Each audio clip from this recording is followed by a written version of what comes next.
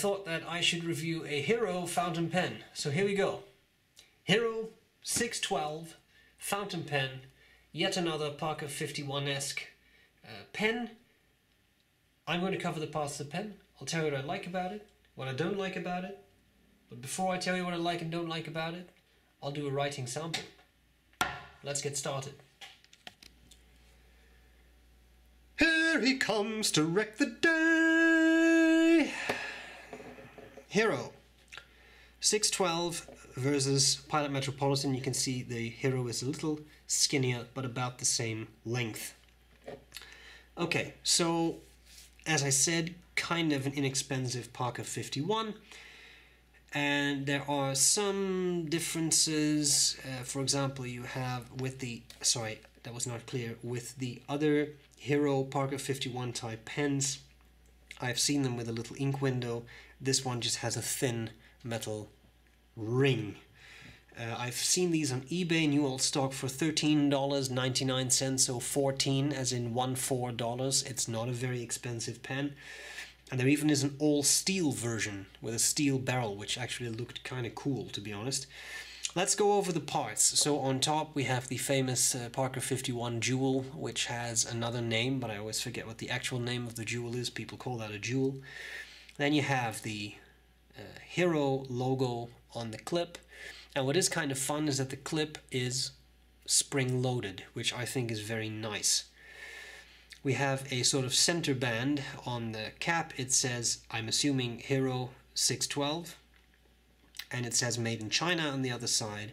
Then we have the barrel that tapers down, and we have a small metal end cap there, which is the same color as the cap, which I think actually makes it look quite classy and quite nice. And there's a clutch mechanism inside to keep the pen capped, and of course you can also post it, and when you post it you really have a nicely sized pen. It's a smooth posting mechanism. I really like it, and even unposted I think it's a pretty nicely sized pen. The advantage of this design of section is that you can hold it a bit lower down, you can hold it a bit higher up, and as a result you can make this match your hand size a bit, which I think is really quite nice. Hooded nib, simple feed, just like a Parker 51. I think in Parker 51 you don't call it a feed, do you? Didn't they call it a collector? I could be wrong. I'm not a vintage guy. Aerometric converter, in other words, a sack, right, that has this squeezy mechanism. So bottled ink only, no cartridges, you can't take this out.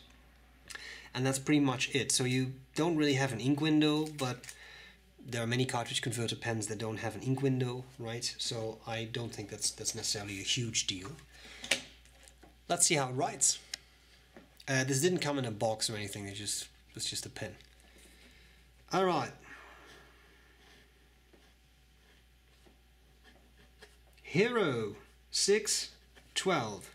The nib is one of those sort of fine, medium, unspecified nibs. And the ink is Brown from Waterman. Why don't you have a close listen as I write?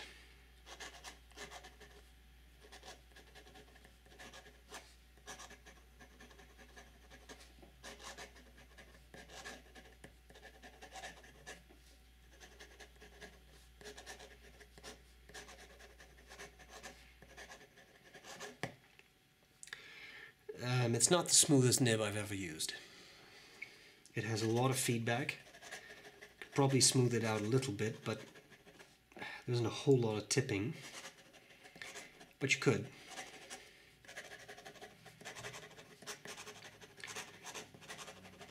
It's not my favorite nib.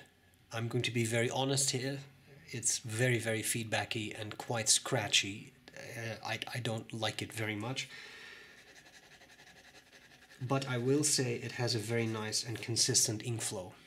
Now, the Parker 51 is not known for its springiness of nibs. I'm pushing this quite hard, but it's a $14 pen. Be very careful if you decide to do this. You can get a little bit of line variation now, but I would say overall it's a pretty stiff nib. How about reverse writing?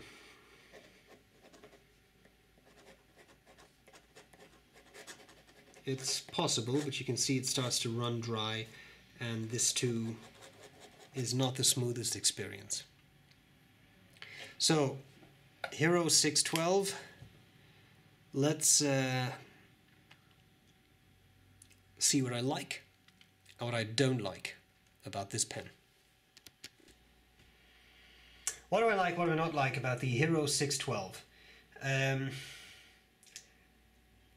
It writes.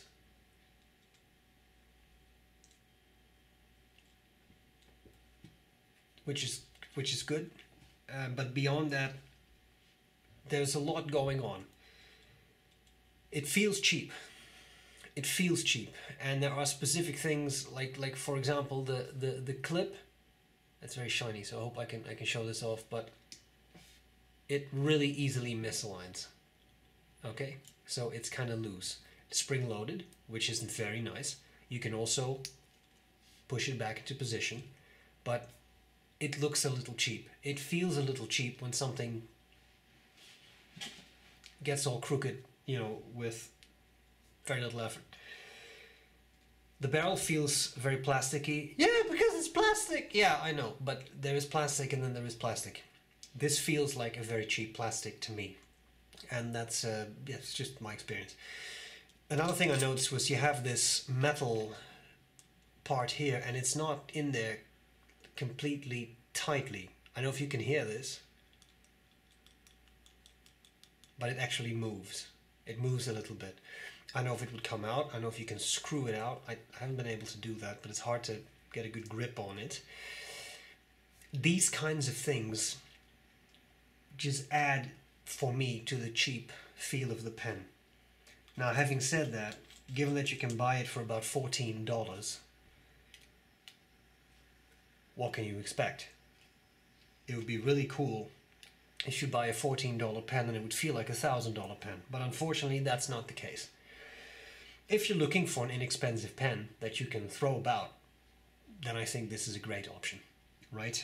It's also one of those pens. It's not bad if you are looking, if you're in the market for a Parker 51, you're not sure if it's entirely your pen, you could purchase this and have a cheap tryout pen. I would probably not go for the 612 but for the 616, because that's a bit closer to the 51, also has the rounded barrel, it's all plastic, doesn't have this metal thing. But hey, you know, if this is what you have access to, this is what you have access to. The section is very, very Parker 51-like, so it will definitely give you give you a feel for that. And that's pretty much it. It's an affordable pen. It does what it's supposed to do. The writing is really not my favorite, but that's me. That's pretty much it. So make up your own mind. Think about if this is something that you would like to explore. I hope this was useful, and I'll gladly see you later. Bye bye.